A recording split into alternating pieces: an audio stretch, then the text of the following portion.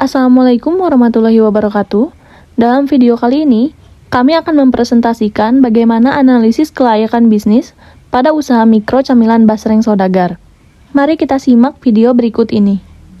Di sini yang pertama saya akan menjelaskan mengenai profil dari perusahaan, di mana perusahaan ini merupakan usaha mikro yang didirikan pada tanggal 28 Agustus tahun 2019.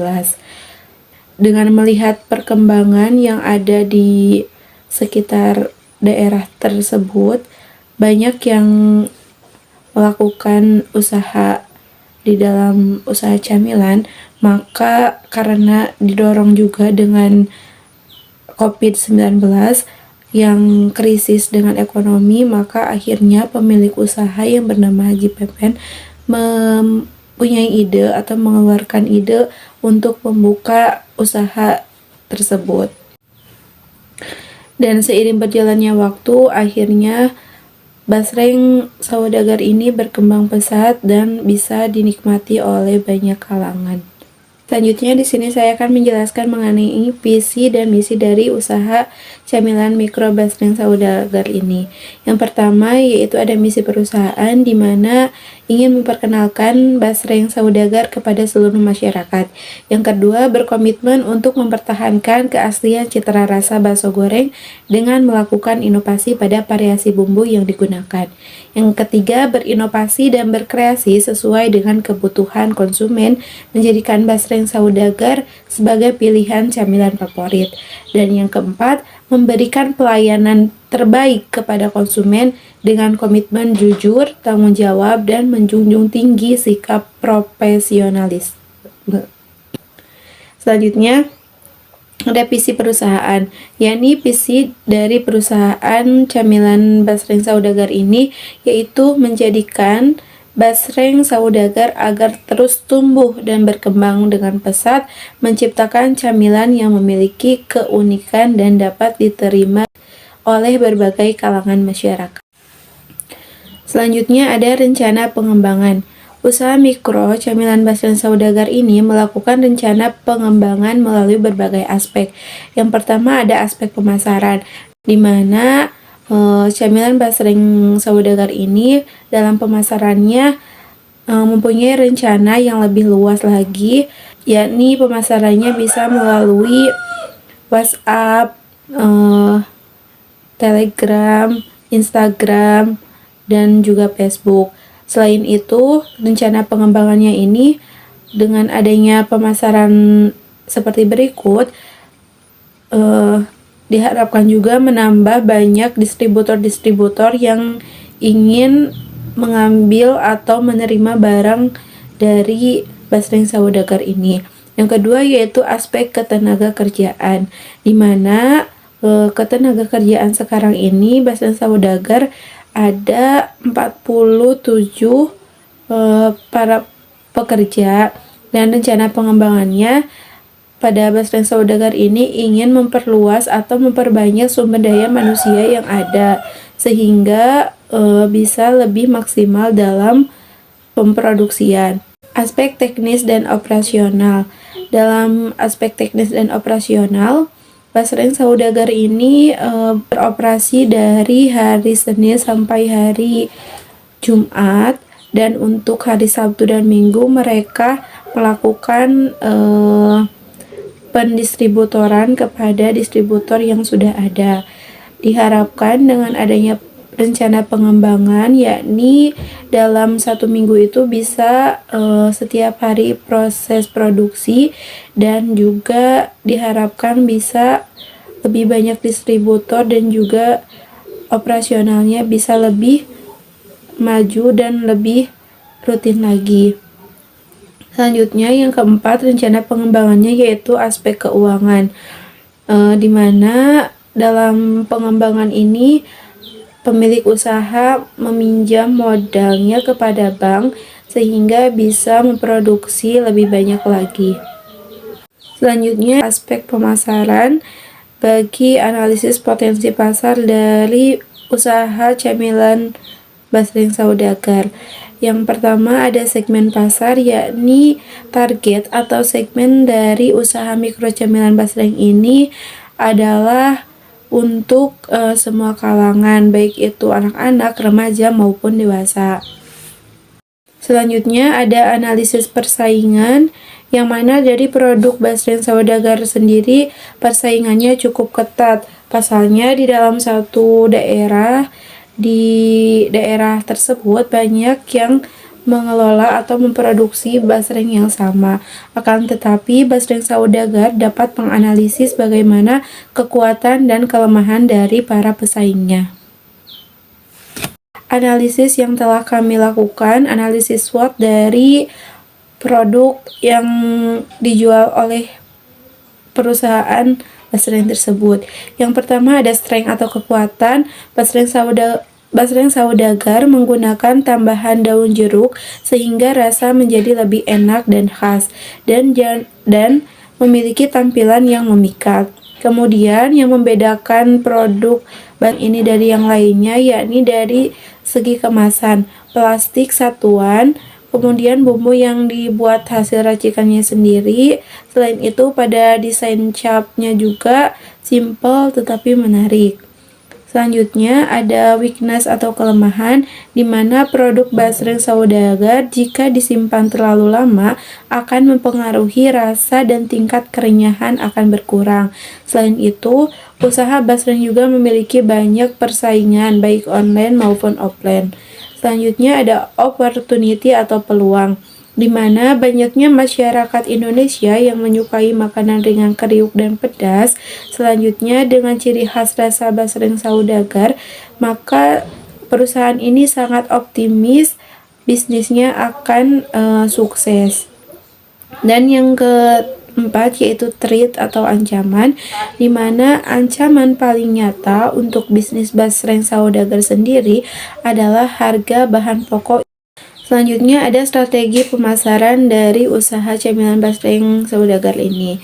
Yang pertama strategi harga, di mana harga pembelian ke distributor dimulai dari 75.000 per bal. Kemudian distributor menjual produk ini ke grosir dengan harga 90.000 per bal, mencerminkan peningkatan nilai seiring perpindahan produk melalui saluran distribusi. Selanjutnya, grosir menawarkan produk kepada warung-warung kecil dengan harga yang bervariasi. Ada yang 100.000 per bal dan ada juga yang 10.000 per pak. Selanjutnya, strategi saluran distribusi. Distribusi basreng saudagar dapat diarahkan untuk dijual baik ke toko-toko maupun pasar-pasar lokal. Mengirimkan produk ke pasar-pasar memberikan akses langsung ke konsumen di lingkungan yang lebih terbuka. Keputusan untuk memprioritaskan toko atau pasar dapat dipengaruhi oleh strategis pemasaran, jenis produk, dan preferensi konsumen di lokasi tertentu. Dengan fleksibilitas, bisnis dapat menyesuaikan pendekatan distribusi mereka untuk memaksimalkan jangkauan dan memenuhi kebutuhan unik setiap pasar.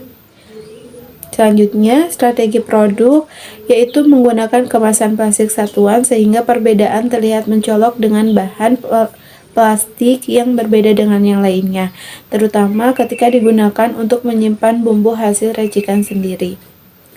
Selanjutnya, kombinasi dari plastik kemasan satuan, bumbu racikannya sendiri, dan desain capnya sendiri simple sehingga menciptakan produk yang tidak hanya fungsional tetapi juga menghadirkan pengalaman konsumen yang lebih mendalam dan unik. Selanjutnya, strategi pemasaran dalam bentuk promosi, yaitu di mana usaha ini menggunakan media sosial seperti Instagram, Facebook, WhatsApp, terutama WhatsApp bisnis. Selain itu dapat dilakukan dengan menyebarkan flyer, brosur, dikarenakan tidak semua konsumen memiliki media sosial. Baik, selanjutnya ada aspek operasi dan lingkungan. Pentingnya standar operasional dalam pembuatan basreng saudagar yaitu untuk menjaga kualitas hasil produksi agar tetap gurih, renyah, dan berkualitas. Kemudian ada ruang lingkupnya yaitu SOP ini berlaku mulai dari proses pemilihan dan pengiriman bahan baku dari supplier hingga proses produksi basreng saudagar. Kemudian ada tim yang terlibat meliputi tim logistik, tim produksi, dan tim packaging. Selanjutnya ada dokumen pendukungnya yaitu invoice, faktur, nota logistik, dan laporan data harian. Kemudian ada matriks analisis SWOT. Yang pertama yaitu kekuatan.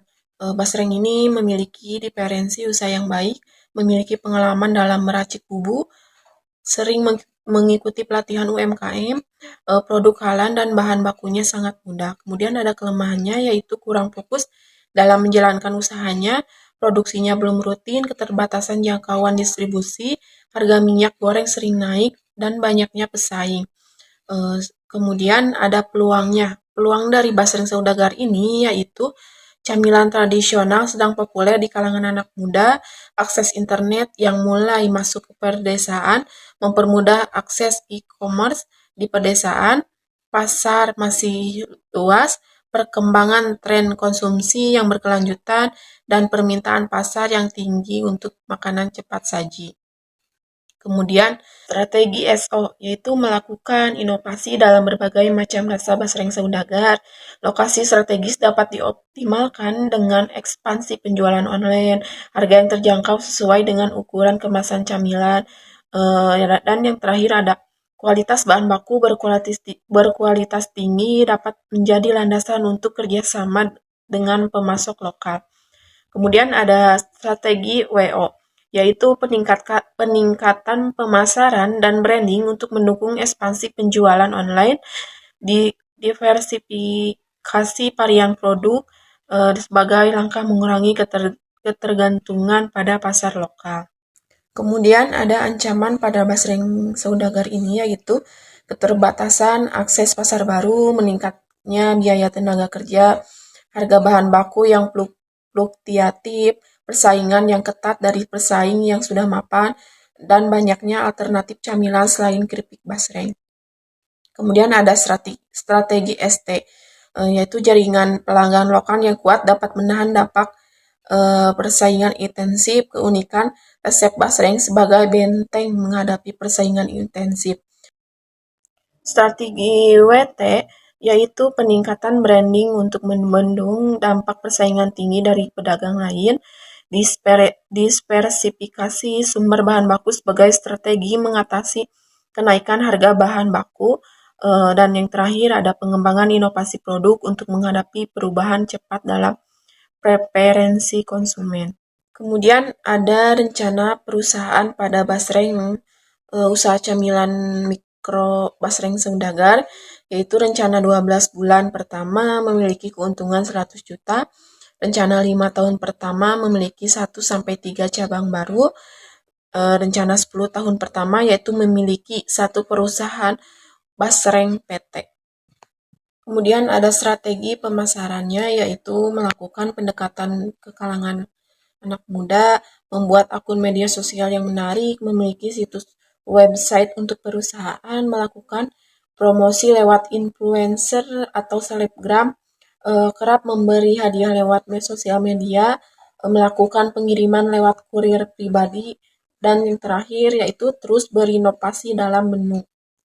Pengorganisasian yaitu struktur organisasi usaha mikro camilan basreng saudagar dipimpin atau pemilik usahanya yaitu Haji Nunung Robiatul Adawiyah, manajer keuangannya atau bendaharanya Haji Pepen, sekretarisnya Yaspi, adminnya Najwa Hasanatul Fuadah SPD, manajer operasionalnya Iksan.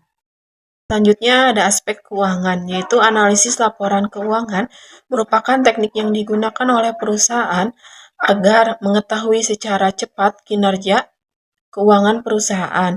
Dengan tujuan dari analisis rasio keuangan ini meliputi mengevaluasi situasi yang terjadi saat ini dan memprediksi kondisi keuangan di masa yang akan datang.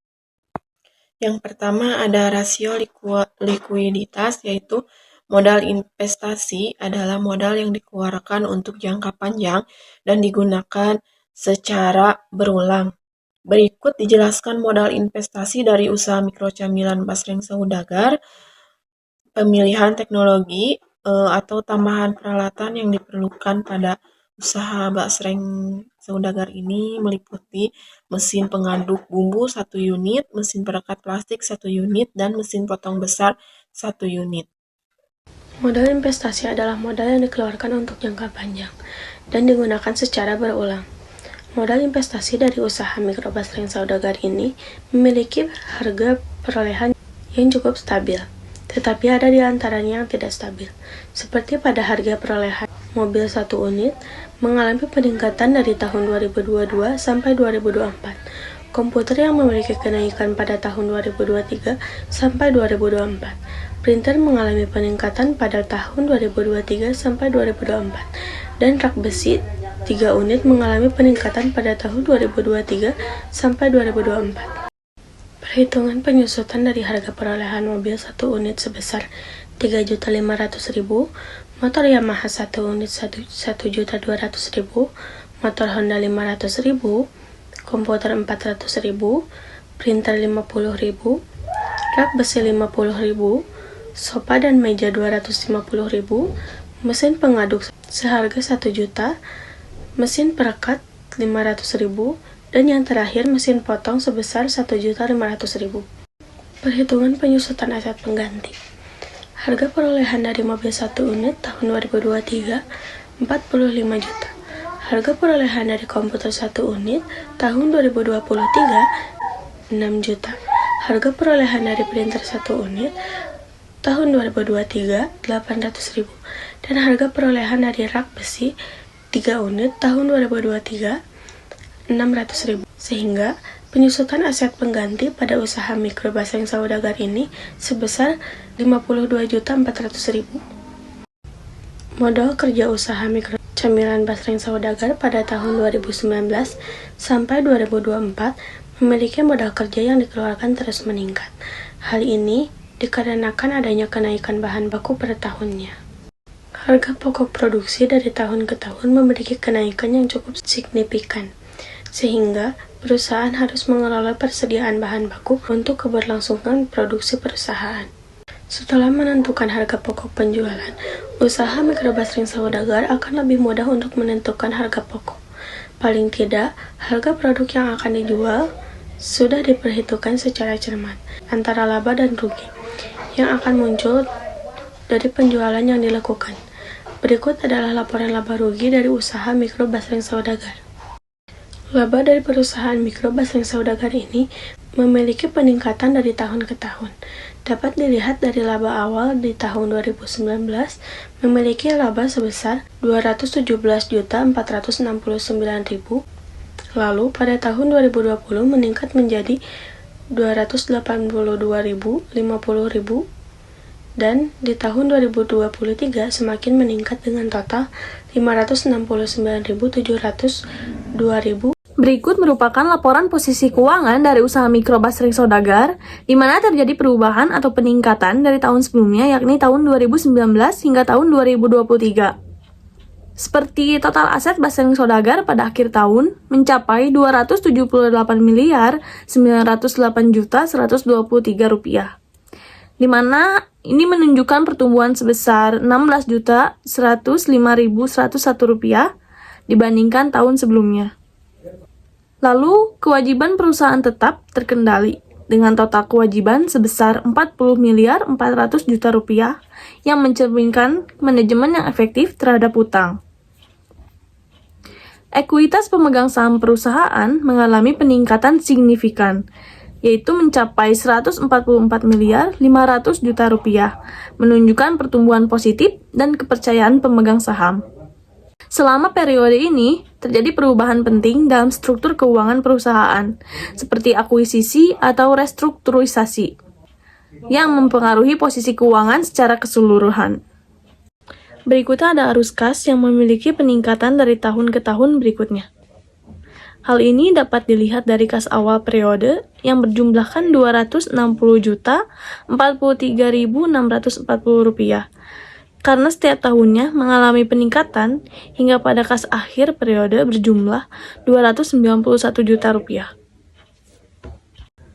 Lalu berikutnya ada rencana peminjaman uang. Hal ini dilakukan karena perusahaan Basreng Saudagar kekurangan uang sebesar 1 juta rupiah.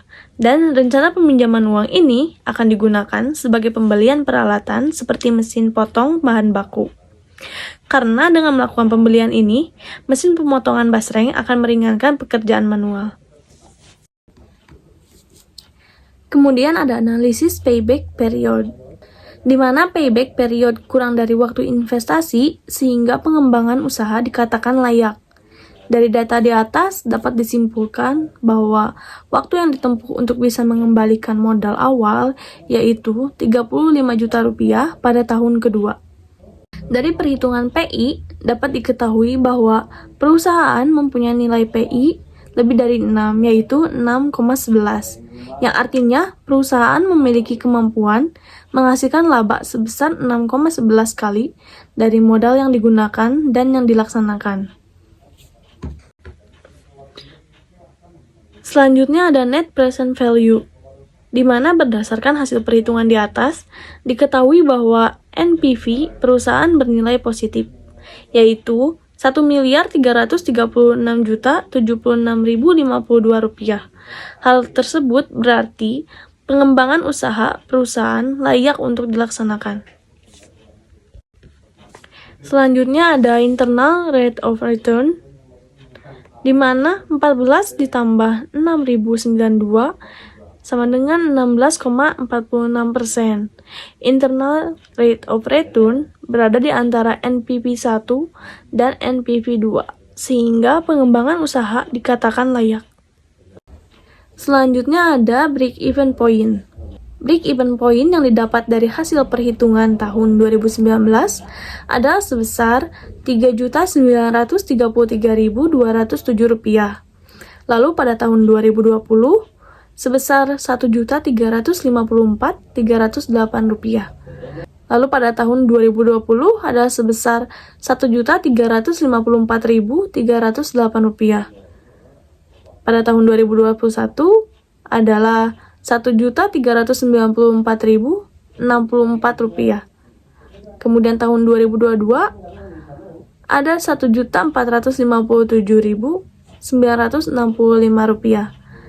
Pada tahun 2023 adalah Rp1.524.126 dan pada tahun 2024 adalah sebesar Rp1.613.290 dan pada tahun 2024 adalah sebesar Rp1.613.299. Kesimpulannya, dalam usaha mikro cemilan Basreng Saudagar ini, yang menjadi target penjualannya yaitu semua kalangan, baik itu anak-anak, remaja, dewasa, dan orang tua. Aspek pasar perusahaan ini baik, sehingga penilaian untuk usaha ini layak berada di pasaran. Kemudian, aspek operasional yang terdiri dari penentuan lokasi, jangkauan pasar, dan kelengkapan penunjang proses produksi juga baik. Dan dengan bantuan analisis SWOT yang ada di perusahaan ini, kami nyatakan layak.